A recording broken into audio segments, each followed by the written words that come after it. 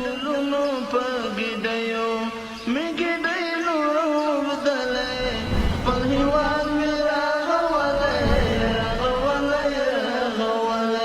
خپل هېواد مې راغولی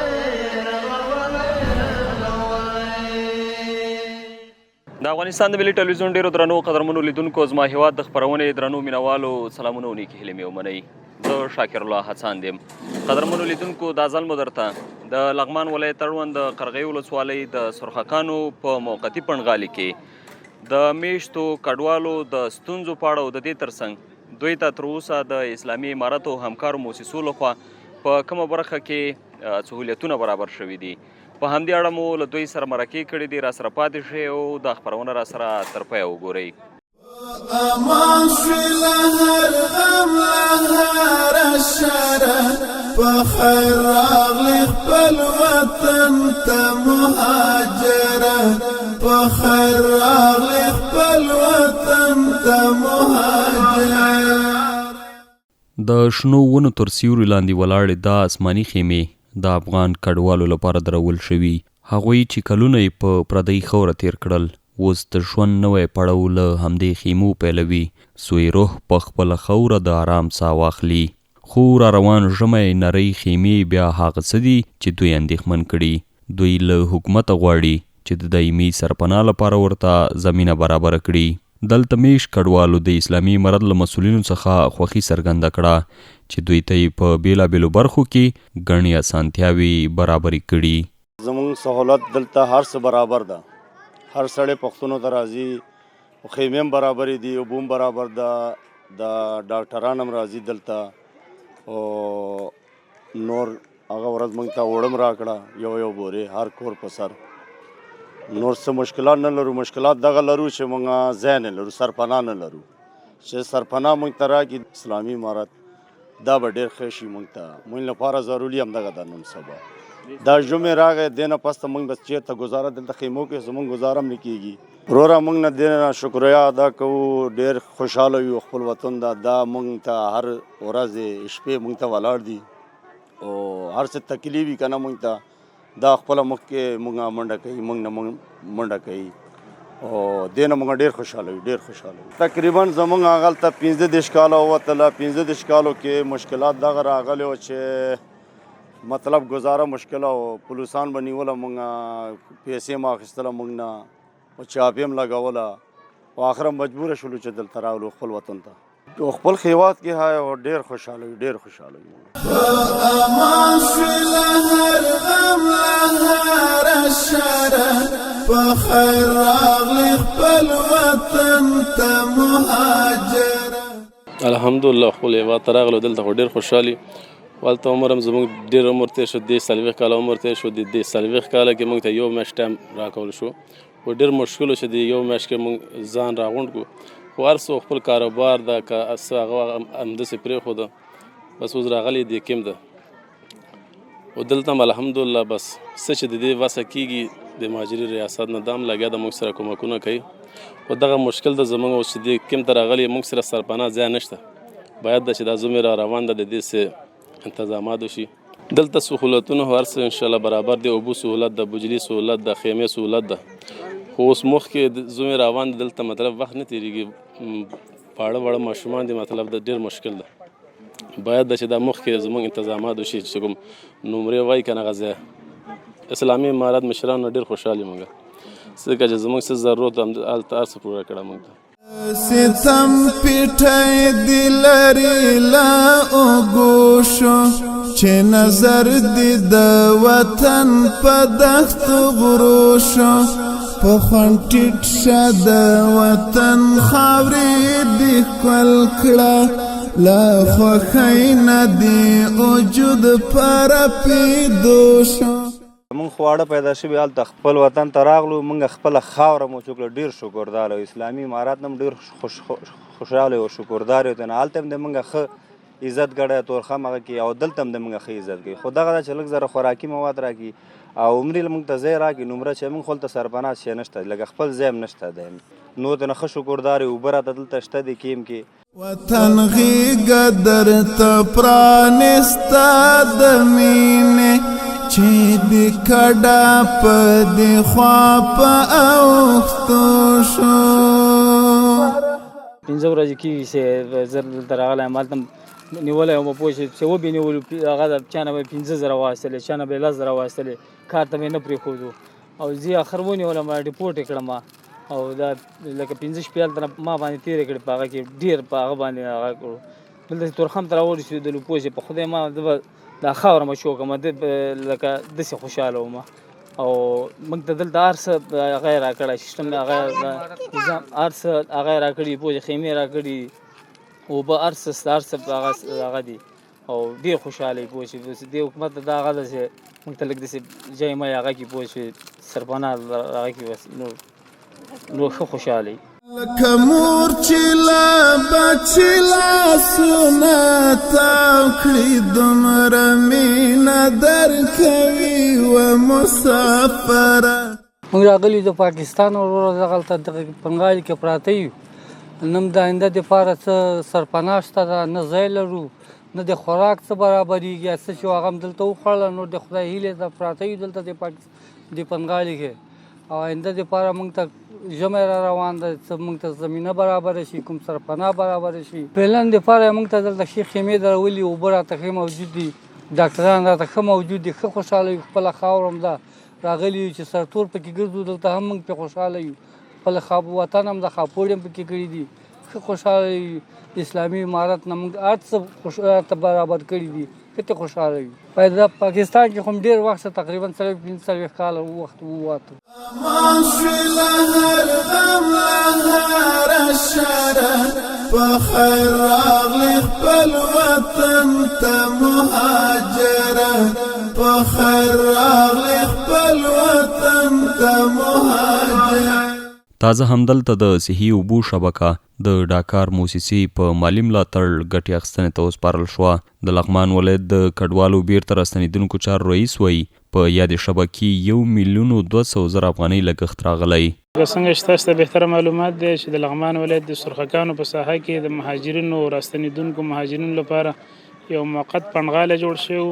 دغه پنډغالي کې د لغمان ولایتي ادارې له طرفه چې دې ته یو کمیټه جوړه شوې وه چې هغه د مشري د لغمان ولایت د مهاجرینو د ریاست په غاړه وه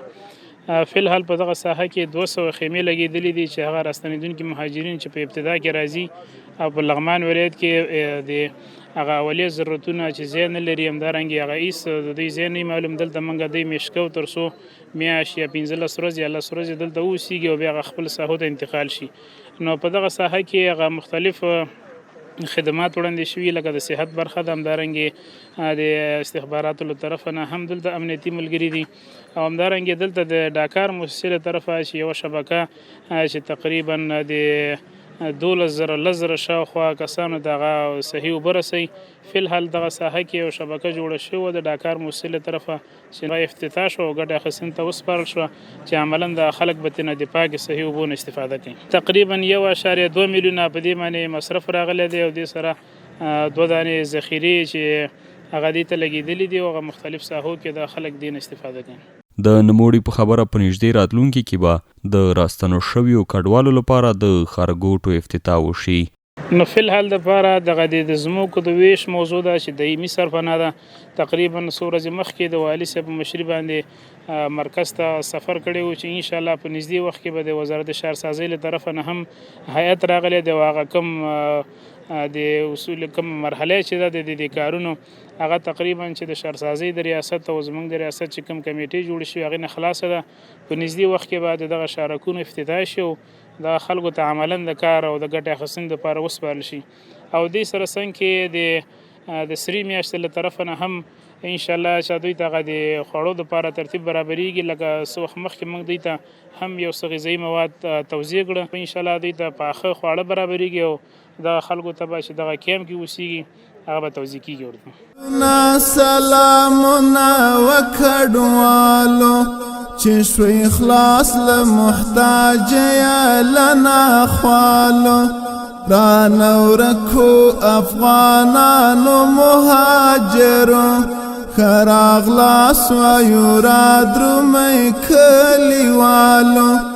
د بازانو پاچاهي د خوشحالي د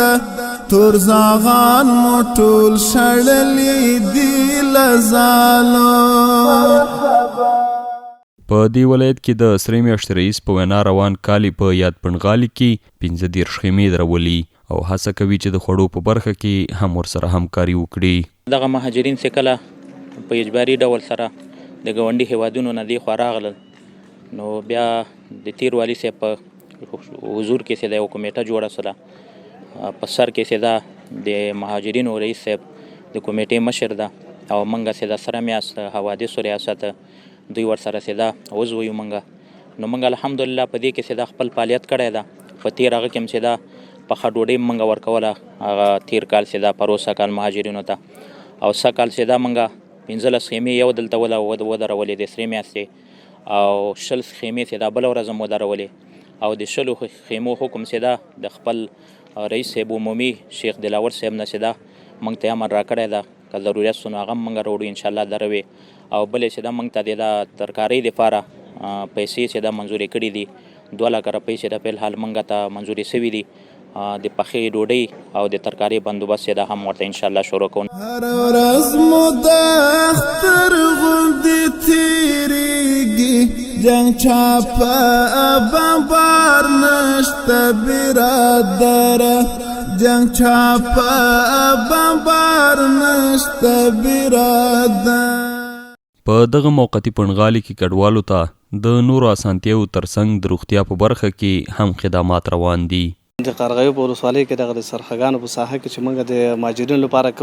کم جوړ شوی ده نو دلته موږ یو روغتیایي کلینیک دلته فعال کړی ده. د ورځې نه چې مهاجرین راغلي دي همغه ورځې نه دلته ډاکټر صاحبان د مهاجرینو ته خدمات وړاندې کوي. نو د ورځې له خوا نه دلته OPD کېږي او مریضان کتل کېږي او ترڅنګ دلته یو د 4 بسترو 5 بسترو IPD موږ فعاله کړې ده. نو د شپې له خوا نه دغه ځای کې موږ تورما سنټر لرو د سرک سره نو چې کله شپې له خوا نه کوم ایمرجنسي مریض پیدا شي نو د امبولانس په واسطه یې ولایتي روغتون ته یا دغه نورو کلینیکونه چې د موږ په قرغیو ولسوالۍ کې دي هلته انتقالوو. زما نوم ډاکټر شکرالله ده د لغمان ولایت د اوپیچای موسسې ډاکټر یم چې د لغمان موبایل ټیم د امیر په صفت کار کوم او د تیر یو میاشت راهیسې دغه د مهاجرینو کیمپ ته د سرحقانو کې چې واقع ده د خدمت لپاره راغلي وو. موږ سره په دغه ټیم کې د مور او د ماشوم د تغذیې د واکسین او همدارنګه د سرپا OPD او همدارنګه چې د IPD بندوبست شته او کوم مریضان چې زمونږ د دغه کلینیک نه بره وي او مشکلات زیات وي نو هغه د امبولانس په ذریعه موږ لغمان قرغیو CHC ته او یا لغمان ولایتي شفاخانې ته لیږو. نو په دغه مهاجرینو کې چې دلته راغلي دي تقریبا زیاته کم 200 کورونه دي نو اکثر امراض پکې زیات ده خصوصا چې د اسهالاتو مرضونه پکې زیات دي د جلدي امراض پکې زیات ده او همدغه رنګه تنفسي امراض پکې بیخي زیات ده او دوی ته موږ پوره تدابیر نیولې ده. صحت عامه موږ سره همکار ده او پیچای موسسه موږ سره همکاري کوي او هر قسم دواګانې ضرورت مطابق چې وغواړو موږ سره همکاري کوي. همدارنګه د ولسوالۍ مدیر صاحب د صحت موږ سره همکار ده وخت نا وخت راځي زموږ پوښتنه کوي چې څه ضرورت دي نو د هغه باره کې ځان سره نوټ کوي او موږ ته د خپل امکاناتو په بنا سره موږ ته رافع کوي او هغه حاجتونه پوره کوي موږ ته. له هغې وروسته چې پاکستان په جبري ډول له یاد هیواد څخه د افغانانو د ایستلو اعلان وکړ په سلګونه کورنۍ دې ولایت راستنې شوي چې د اسلامي امارت د مسؤلینو له لوري په خړول هرکلی وشو. پل وطن کې شي میشتا ژوند خوند واخلی نور بېغمه شي ویده ژوند خوند واخلی مال او سر ناموس مو واړه په امان شو ژوند ته مه وهئ نور زړه ژوند خوند واخلی نیمه ومې در سره چې څه پخېږي زما د کور په تناره ژوند خوند واخلی.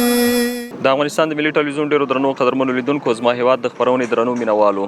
دا و د لغمان ولایت د قرغیو ولسوالۍ اړوند په سرخکانو کې د کډوالو له موقتي پنډغالي څخه خپرونه چې تاسو هم در وړاندې کړه. دا چې یو ځل بیا زه شاکر الله حسان له یوې بلې خپرونې سره ستاسې درانه چوپړ ته حاضرېږم. تر هغې مو په لوی څښتن تعالی سپارم. هر چیرې چې یاست ښاد آباد او خوشحاله اوسئ.